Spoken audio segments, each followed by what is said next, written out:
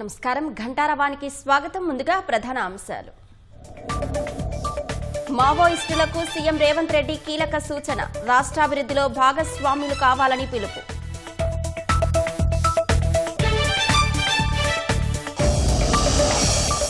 శాంతి భద్రతలతో సమాజంలో అభివృద్ధి సాధ్యమన్న DGP. Community పోలీసింగ్తో ప్రజల విశ్వాసం చూరగొంటున్నామని వ్యాఖ్య.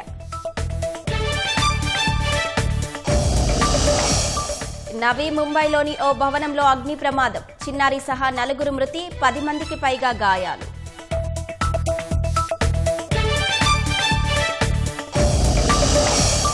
తొలిసారి ఓ మహిళ చేతికి జపాన్ ప్రధాని పగ్గాలు. సనాయే తకైచీని ఎన్నుకున్న పార్లమెంట్.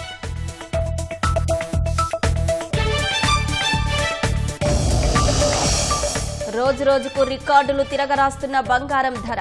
1,35,000కు చేరువలో తులం పసిడి.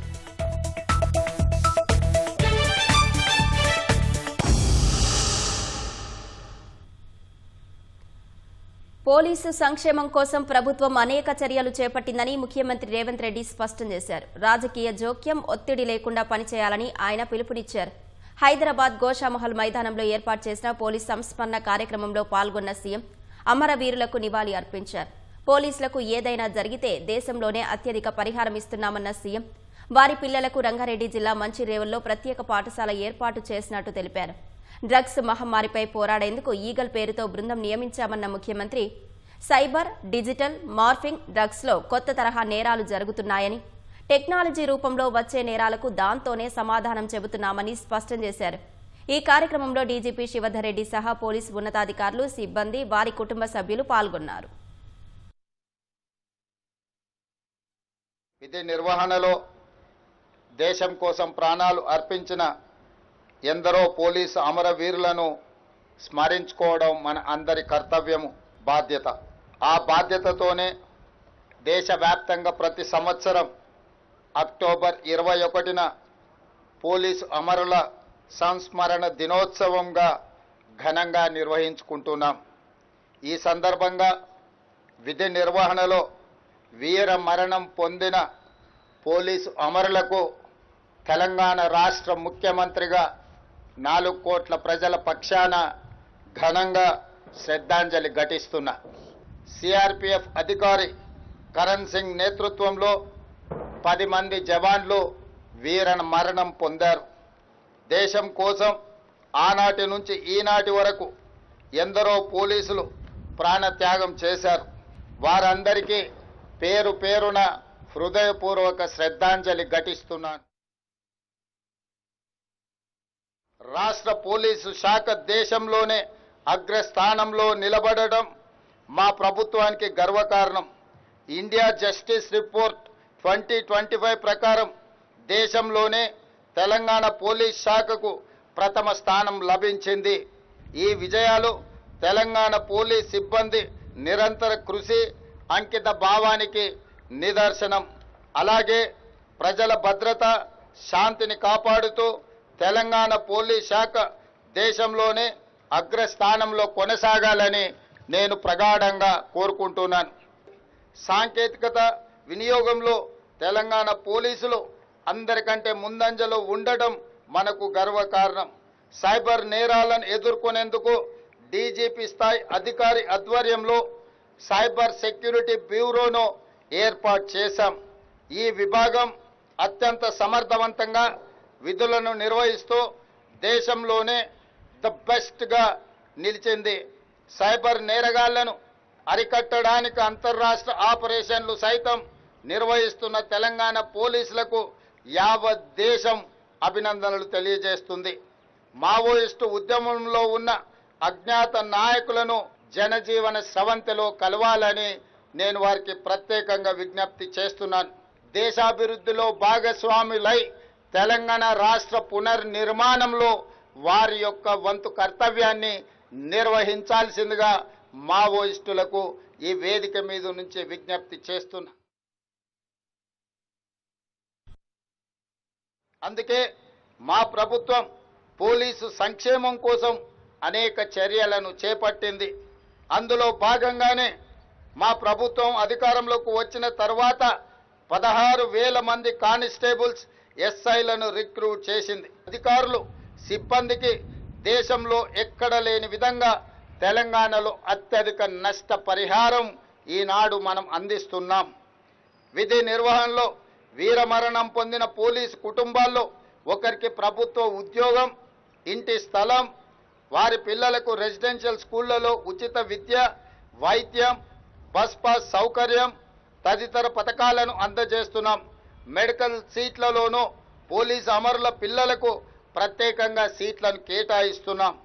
తీవ్రవాదుల, ఉగ్రవాదుల హింసలో చనిపోయిన వారికి అందించే ఎక్స్ గ్రేషియాను కానిస్టేబుల్ నుంచి ఏఎస్ఐ వరకు ₹1,00,00,000, అదేవిధంగా ఎస్ఐ సిఐలకు ₹1,25,00,000, డిఎస్పీ అడిషనల్ ఎస్పీలకు ₹1,50,00,000, ఎస్పీలకు ఇతర ఐపీఎస్ అధికారులకు ₹2 కోట్ల పెంచుతూ మా ప్రభుత్వం ఇప్పటికే నిర్ణయం తీసుకొని పోలీసు కుటుంబాలకు అండగా నిలబడాలి, వాళ్ళ మనోస్థైర్యాన్ని పెంచాలి అని చెప్పి పరిపాలనలో ముందుకు వెళ్ళడం జరుగుతుంది.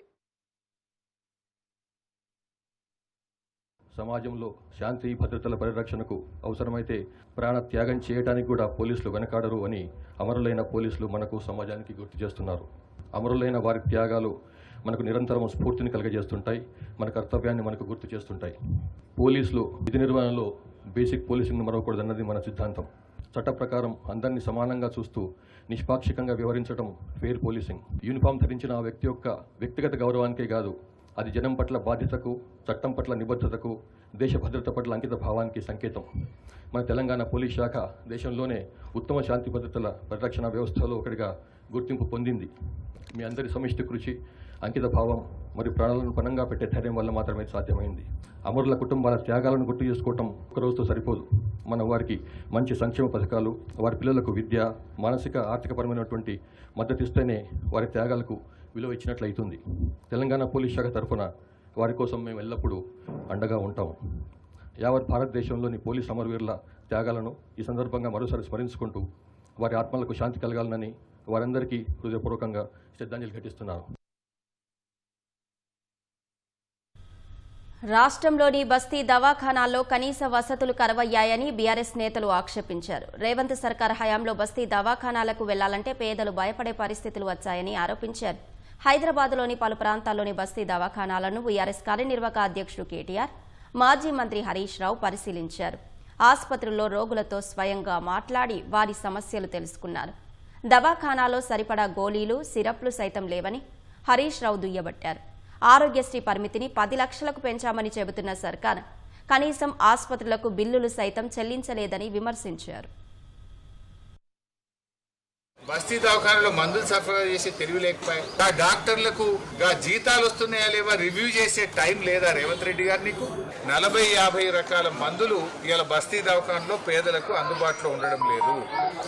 పలకరిస్తే ఏమంటున్నారంటే, సార్ కొన్ని గోళీలు ఇస్తున్నారు, కొన్ని బయటకు చిట్టి రాస్తున్నారు, కొనుక్కోమంటున్నారు, కానీ మాకు అన్ని రకాల వైద్యం ఇక్కడ అందుబాటులో దొరకడం లేదు అంటున్నారు. ఆ టెస్ట్ చేయడానికి కావలసిన రీఏజెంట్ సప్లై లేకపోవడం వల్ల ఇవాళ టెస్టులు కూడా టీ డయాగ్నోస్టిక్ సెంటర్ లో జరగడం లేదు అన్నారు. మద్యం దుకాణాల గురించి ఇంకా దరఖాస్తులు అమ్ముర్రి, 3 లక్షలు ఫీజు పెట్టుర్రి, రేటు పెంచుండ్రి, పైసలు సంపాదించుండ్రి, దీని మీద మాట్లాడుతున్నావు తప్ప గరీబోల గురించి నువ్వు మాట్లాడతలేవు. ఆరోగ్యశ్రీ 1400 కోట్లు దాటిపోయింది. ఇలా ప్రైవేట్ ఆసుపత్రుల్లో ఆరోగ్యశ్రీ కింద పేషెంట్లను చూడడం ఆగిపోయింది. ఆరోగ్యశ్రీ కింద 7,000 కోట్ల రూపాయలు చెల్లింపులు చేసింది.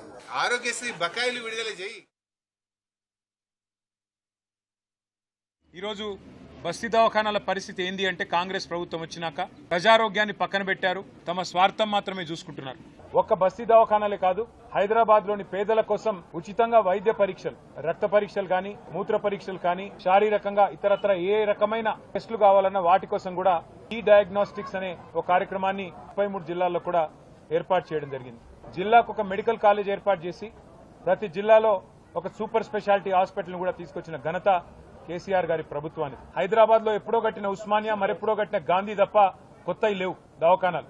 కొత్తగా 6,000 పడకలు హైదరాబాద్ లో యాడ్ చేయాలన్న ఉద్దేశంతో టిమ్స్ మరియు నిమ్స్ విస్తరణకు శ్రీకారం చుట్టింది కేసీఆర్ ప్రభుత్వం. 90% మేము పూర్తి చేసినాం నిర్మాణం కూడా. 10% కూడా ఈ 2 ఏళ్లలో పూర్తి కాలేదు. ఈ ప్రభుత్వం కావాలనే జాప్యం చేస్తున్నట్టుగా కనబడతా ఉంది. పర్యవేక్షణ లేక అసలు పట్టించుకునే నాదుడు లేక ఇవాళ హైదరాబాద్ కూడా అనాథ అయిపోయిన మాట కూడా నేను గుర్తు చేస్తా ఉన్నా. కానిస్టేబుల్ ప్రమోద్ను అతి కిరాతకంగా చంపిన నిందితుడు రియాజ్ అంత్యక్రియలు పూర్తయ్యాయి. అర్ధరాత్రి తర్వాత పోలీసుల సమక్షంలో వైద్యులు శవ పరీక్ష నిర్వహించారు. భారీ బందోబస్తు నడుమ రియాజ్ మృతదేహాన్ని కుటుంబ సభ్యులకు అప్పగించారు. ఉదయం 5 గంటల సమయంలో బోధన్ రోడ్డులోని శ్మశాన వాటికలో కుటుంబ సభ్యులు రియాజ్ అంత్యక్రియలు పూర్తి చేశారు.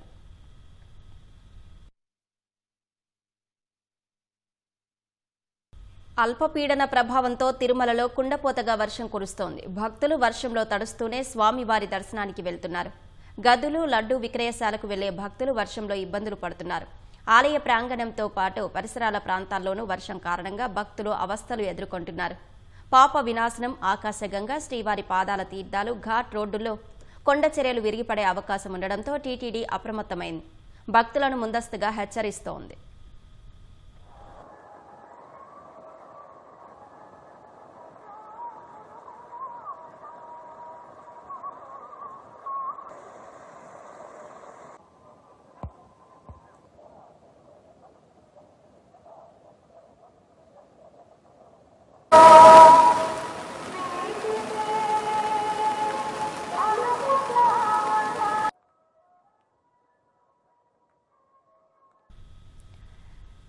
దేశ రాజధాని ఢిల్లీలో గాలి నాణ్యత తీవ్రంగా పడిపోయింది. ఢిల్లీలో గాలి నాణ్యత సూచి AQI ఉదయం 8 గంటలకు 352గా నమోదైంది. 38 పర్యవేక్షణ కేంద్రాల్లో 36 చోట్ల కాలుష్య స్థాయి రెడ్ జోన్లో నమోదైంది. దీపావళి బాణసంచా, వ్యవసాయ వ్యర్థాలు తగలబెట్టడమే కాలుష్యం పెరగడానికి కారణమైందని కేంద్ర కాలుష్య నియంత్రణ మండలి CPCB వెల్లడించింది. మరోవైపు నిర్మాణ వ్యర్థాలు సైతం ఢిల్లీ పర్యావరణంపై ప్రభావం చూపుతున్నట్లు పేర్కొంది. సుప్రీంకోర్టు నిర్దేశించిన 2 గంటల పరిమితికి మించి ఢిల్లీలో దీపావళి వేళ టపాసులు కాల్చినట్టు తెలుస్తోంది. కాలుష్యం కారణంగా ఉదయం వేళ ఢిల్లీని దట్టమైన పొగమంచు కప్పేసింది. దృశ్యమానత తగ్గడంతో ప్రజలు ఇబ్బందులు పడ్డారు. తీవ్రమైన వాయు కాలుష్యం నేపథ్యంలో ఉదయం బయట తిరగొద్దని నిపుణులు సూచిస్తున్నారు.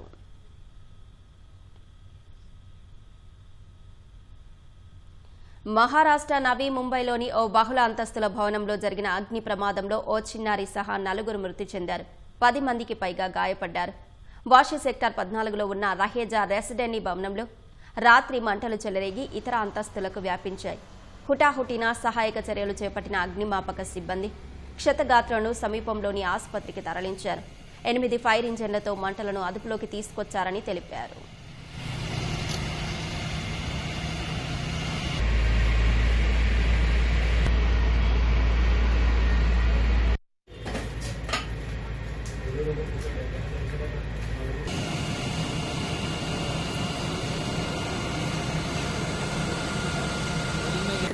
तीन 4:30 बज गया मेरा। हाँ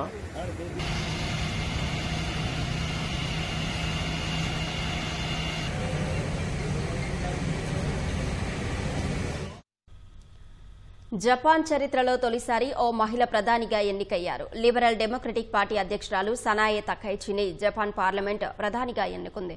2 ఎన్నికల్లో ఘోర ఓటముల తర్వాత షిగేరు ఇషిబా రాజీనామా చేయడంతో ఆయన స్థానంలో ప్రధానిగా నియమితులయ్యారు. ఇషిబా 1 ఏడాది మాత్రమే ప్రధానిగా ఉన్నారు. ఇవాళ ఆయన క్యాబినెట్తో సహా రాజీనామా చేశారు.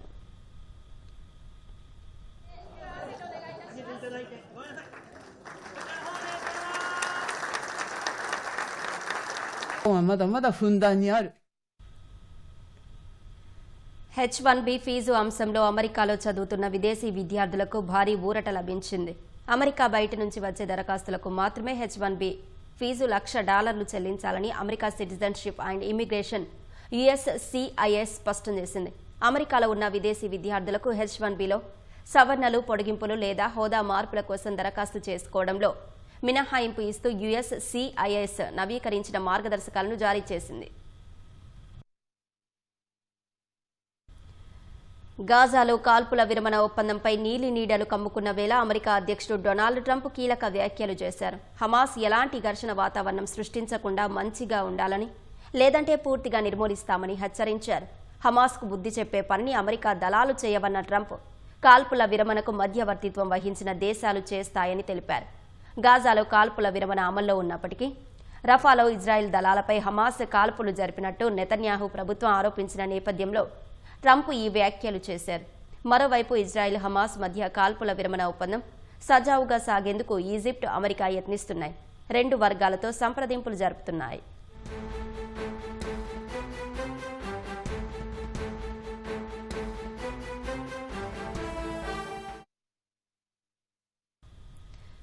రాష్ట్రంలో డీసీసీ అధ్యక్షుల నియామకాలను కాంగ్రెస్ అధిష్టానం నెలాఖరులోగా పూర్తి చేయనుంది.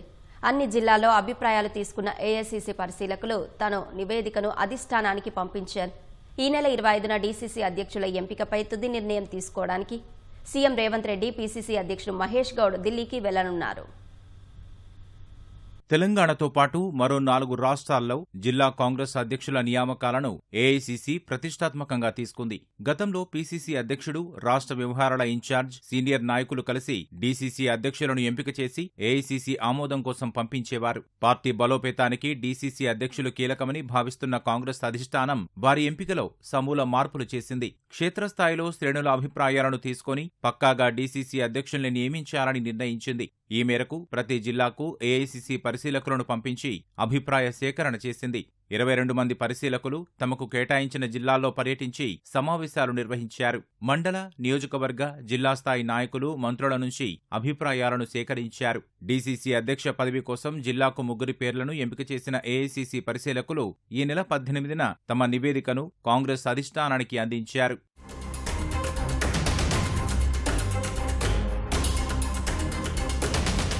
ఏఐసీసీ పరిశీలకులు ప్రతిపాదించిన 3 పేర్లలో ఒకరిని డీసీసీ అధ్యక్షులుగా కాంగ్రెస్ అధిష్టానం ఎంపిక చేయనుంది.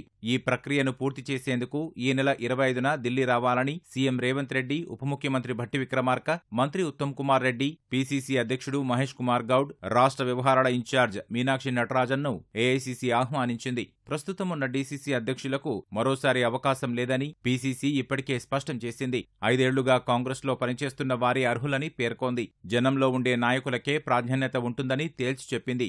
ఈ నెల 25న మల్లికార్జున ఖర్గే, రాహుల్ గాంధీ, కేసీ వేణుగోపాల్ సమక్షంలో జరగనున్న సమావేశంలో డీసీసీ అధ్యక్షుల్ని ఎంపిక చేయనున్నారు. ఈ నెలాఖరు నాటికి డీసీసీ సారథుల పేర్లు ప్రకటిస్తారని పీసీసీ వర్గాలు చెబుతున్నాయి. రాజకీయాల్లో వారసత్వమేమీ కొత్త విషయం కాదు. ఎన్నికలు వచ్చాయంటే రాజకీయ నాయకులు తమ కుటుంబ సభ్యులను పోటీలో నిలబెట్టడం సర్వసాధారణం. బీహార్లో అయితే ఇది కాస్త ఎక్కువగా ఉంటుంది. బీజేపీ, జేడీయూ, ఆర్జేడీ సహా అన్ని పార్టీలు ఇదే పంథాను అనుసరిస్తున్నాయి. ఈసారి కూడా బీహార్ అసెంబ్లీ ఎన్నికల్లో ప్రముఖ నేతల కుమారులు, కూతుళ్లు, సతీమణులు సమరానికి సై అంటున్నారు. ఆ వారసులెవరో ఈ కథనంలో చూద్దాం రండి. బీహార్లో కుటుంబ రాజకీయాల ప్రభావం ఎక్కువగా ఉంటుంది. ఈసారి అసెంబ్లీ ఎన్నికల్లో కూడా ఈ ధోరణి స్పష్టంగా కనిపిస్తోంది. ఇందుకు ఏ రాజకీయ పార్టీ అతీతం కాదు. రాజకీయ నేపథ్యం ఉన్న వారసులకే అన్ని రాజకీయ పార్టీలు టికెట్లు ఇచ్చాయి. ప్రముఖ రాజకీయ కుటుంబాల వారసులు ఈ ఎన్నికల్లో పోటీ చేసేందుకు సిద్ధమయ్యారు. ఈసారి కూడా ప్రధాన పార్టీలకు కుటుంబ రాజకీయాలే ముఖ్య ఆధారంగా నిలుస్తోంది. అందులో ఆర్జేడీ అధినేత లాలూ ప్రసాద్ చిన్న కుమారుడు, రాజకీయ వారసుడు తేజస్వి యాదవ్ ముందు వరుసలో ఉంటారు. వైశాలి జిల్లా రాఘోపూర్ స్థానం నుంచి తేజస్వి పోటీ చేస్తున్నారు. బీజేపీ తరపున మాజీ మంత్రి శకును చౌదరి కుమారుడు సామ్రాట్ చౌదరి తారాపూర్ నుంచి బరిలో నిలిచారు. రఘునాథ్పూర్ స్థానం నుంచి గ్యాంగ్స్టర్ నుంచి రాజకీయ నేతగా మారిన దివంగత మహమ్మద్ షహబుద్దీన్ కుమారుడు ఒసామా షహబ్ ఆర్జేడీ తరపున పోటీ చేస్తున్నారు. రాష్ట్రీయ లోక్ మోర్చా ఆర్ఎల్ఎం అధినేత ఉపేంద్ర కుష్వాహా భార్య స్నేహలత ససారం స్థానం నుంచి అదృష్టాన్ని పరీక్షించుకుంటున్నారు. బీహార్ మాజీ సీఎం జగన్నాథ్ మిశ్రా కుమారుడు నితీశ్ మిశ్రాను జంజార్పూర్ స్థానంలో బీజేపీ నిలబెట్టింది. ఇమాంగంజ్ నుంచి హిందుస్థానీ అవాం మోర్చా హెచ్ఐఎం తరపున కేంద్ర మంత్రి జీతన్ రామ్ మాంఝీ కోడలు దీపా మాంఝీ బరిలో ఉన్నారు.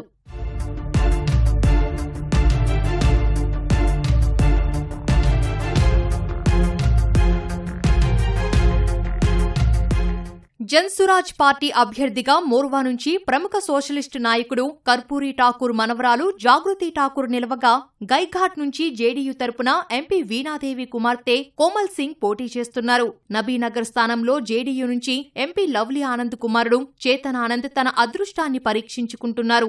బీజేపీ దివంగత నేత నబీన్ కిషోర్ సిన్హా కుమారుడు నితిన్ నబీన్ బంకీపూర్ నుంచి బీజేపీ తరపున పోటీ చేస్తున్నారు. దిఘా అసెంబ్లీ స్థానం నుంచి కమలం పార్టీ తరపున ఆ పార్టీ సీనియర్ నేత గంగా ప్రసాద్ చౌరాసియా కుమారుడు సంజీవ్ చౌరాసియా పోటీలో ఉన్నారు. మరికొన్ని నియోజకవర్గాల్లోనూ వారసుల పోరు ఆసక్తికరంగా మారింది. వారసత్వ రాజకీయాలను చూస్తే ఇప్పుడు అన్ని పార్టీలు సైద్ధాంతిక నిబద్ధత, రాజ్యాంగ విలువలు, ప్రజాస్వామ్య సూత్రాల గురించి పట్టించుకోలేదనేది స్పష్టమవుతోందని రాజకీయ నిపుణులు, విశ్లేషకులు అంటున్నారు. బీహార్లో విద్యకు ఎప్పుడూ ప్రాధాన్యం ఇవ్వకపోవడం వల్ల కూడా ఇలా జరుగుతోందని, గ్రామీణ జనాభా విద్యాస్థాయి చాలా తక్కువగా ఉందన్నారు. వారికి రాజకీయంగా అవగాహన లేదని అభిప్రాయం వ్యక్తం చేస్తున్నారు. అందుకే రాజకీయ పార్టీలు తక్కువ విద్యావంతులైన ఓటర్లను సద్వినియోగం చేసుకుని వారసత్వ రాజకీయాలను ప్రోత్సహిస్తున్నాయని వెల్లడించారు. పోలీసులు, భద్రతా దళాల అవిశ్రాంత కృషి కారణంగా దేశంలో వామపక్ష తీవ్రవాదం త్వరలో చరిత్రగా మారనుందని రక్షణ మంత్రి రాజ్నాథ్ సింగ్ అన్నారు. ఒకప్పుడు దేశానికి వ్యతిరేకంగా ఆయుధాలు చేపట్టిన మావోయిస్టులు నేడు లొంగిపోయి ప్రధాన స్రవంతిలో కలిసిపోతున్నారని చెప్పారు. భద్రతా దళాల అవిశ్రాంత ప్రయత్నాల కారణంగా ఇది సాధ్యమవుతోందని కొనియాడారు. పోలీసు సంస్మరణ దినోత్సవం సందర్భంగా సెంట్రల్ ఢిల్లీలోని చాణక్యపురిలో నిర్వహించిన కార్యక్రమంలో రాజ్నాథ్ సింగ్ పాల్గొన్నారు. 2026 మార్చి నాటికి దేశంలో నక్సల్స్ ముప్పు అంతమవుతుందని కేంద్రం ప్రకటించిన విషయాన్ని రాజ్నాథ్ సింగ్ మరోసారి గుర్తు చేశారు. చాలా కాలంగా దేశంలో నక్సలిజం అంతర్గత భద్రతకు సమస్యగా ఉందని చెప్పారు. ఛత్తీస్గఢ్, జార్ఖండ్, ఒడిషా, ఆంధ్రప్రదేశ్, తెలంగాణ, మహారాష్ట్రలోని అనేక జిల్లాలు నక్సలిజం వల్ల ప్రభావితమయ్యాయని తెలిపారు. ఒకప్పుడు రెడ్ కారిడార్గా అపఖ్యాతి పాలైన దేశంలోని పలు ప్రాంతాలు ఇప్పుడు వృద్ధి కారిడార్గా రూపాంతరం చెందుతాయని వివరించారు. प्रतिकूल परिस्थितियों में आगे बढ़ते हुए राष्ट्र की बलिवेदी पर अपना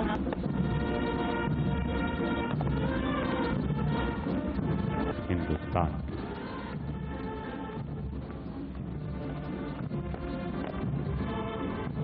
रखें हम उनको और शत शत करें प्रणाम।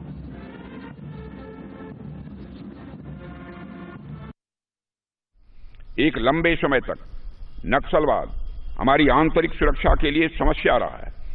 एक समय था जब छत्तीसगढ़, झारखंड, ओडिशा, आंध्र प्रदेश, तेलंगाना, महाराष्ट्र इन सभी राज्यों के कई जिले नक्सलवाद से प्रभावित थे। गांवों में स्कूल बंद थे, सड़कें नहीं थीं और लोग भय में जीते थे। लेकिन हमने ठान लिया कि इस समस्या को आगे नहीं बढ़ने देंगे और हमारी पुलिस, सीआरपीएफ, बीएसएफ, सारी पैरामिलिट्री फोर्सेस और स्थानीय प्रशासन ने मिलकर जिस तरह संगठित तरीके से काम किया वह काबिले तारीफ है। Left wing extremism affected districts की संख्या भी अब बहुत ही कम बची रह गई है और वह भी अगले वर्ष मार्च तक खत्म हो जाएगी। గాజా పట్టీలోని పలు ప్రాంతాల్లో ఆదివారం నుంచి ఇజ్రాయెల్ చేస్తున్న వైమానిక దాడులకు సుమారు 44 మంది మృతి చెందినట్లు పాలస్తీనా వర్గాలు వెల్లడించాయి. తూర్పు రఫా ప్రాంతాలపై ఇజ్రాయెల్ భీకర దాడులు చేసినట్లు పేర్కొన్నాయి. ఆ ప్రాంతాల్లో రక్షణ చర్యలు చేపట్టడం సహా అంబులెన్స్లు వెళ్లడం కష్టతరంగా ఉన్నట్లు తెలిపాయి. గాజా సెంట్రల్లో ఇజ్రాయెల్ దాడికి ఒక కేఫ్ ధ్వంసం అవగా అందులోని 5గురు అక్కడికక్కడే ప్రాణాలు కోల్పోయారు. క్షతగాత్రులను సమీప ఆసుపత్రులకు తరలించారు. కాల్పుల విరమణ ఒప్పందాన్ని ఉల్లంఘిస్తున్నారంటూ హమాస్, ఇజ్రాయెల్ పరస్పరం ఆరోపణలు చేసుకున్నాయి. హమాస్ మిలిటెంట్లు తమ సైనికులపై కాల్పులు జరిపారని రఫా నగరంపై ఇజ్రాయెల్ వైమానిక దాడులకు పాల్పడింది.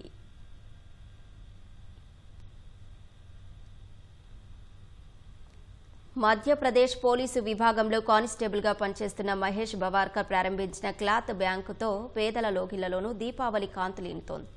మహేష్ బవార్కర్ చింత్వాడా జిల్లా లావన్గడి గ్రామంలోకి ఆటో రిక్షాలో వెళ్లి దుస్తులు, మిఠాయిలు, బొమ్మలు, టపాసులు ఉచితంగా పంచిపెడుతున్నారు.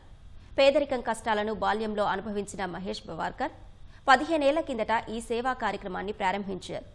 దాతల నుంచి ఉపయోగించిన దుస్తులు, ఇతర వస్తువులు సేకరించి శుభ్రం చేశాక వాటిని ఇలా పేదలకు పంచిపెడుతున్నారు.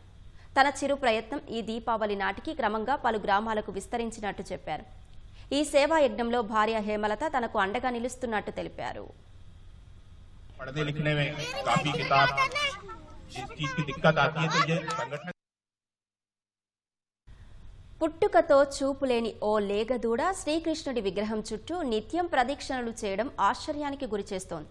హైదరాబాద్ శివారు జాఫర్గూడలోని యుగ తులసి ఫౌండేషన్ ఆధ్వర్యంలో నిర్వహిస్తున్న గో మహాక్షేత్రంలో ఈ అద్భుతం జరిగింది.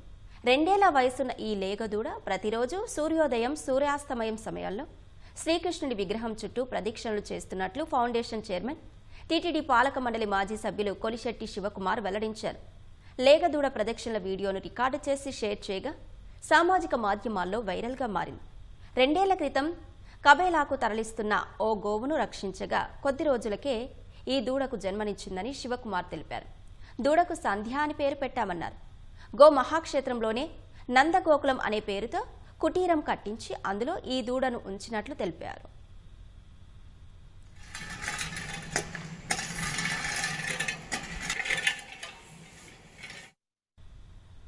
వెలుగుల పండుగ దీపావళిని దేశంలోని ఒక్కో ప్రాంతంలో ఒక్కోలా నిర్వహిస్తారు. మధ్యప్రదేశ్లోని షాహ్దోల్ డివిజన్లో ఉన్న బైగా తెగ ప్రజలు దీపావళిని భిన్నంగా జరుపుకుంటారు. దీపావళి రోజున లక్ష్మీదేవిని సాదరంగా ఆహ్వానించేందుకు ఇంటి తలుపునకు బూరుగు చెట్టు ఆకులను తగిలిస్తారు. ఇలా చేస్తే శుభప్రదమని అక్కడి ప్రజలు నమ్ముతారు. ఈ పవిత్రమైన ఆకులు లక్ష్మీదేవికి సాదరమైన ఆహ్వానం లాంటివని విశ్వసిస్తారు. ఈ ఆకుల ప్రభావంతో ఇంటిలోని ప్రతికూల శక్తి బయటకు వెళ్లిపోతుందని, సానుకూల శక్తి లోపలికి వస్తుందని భావిస్తారు.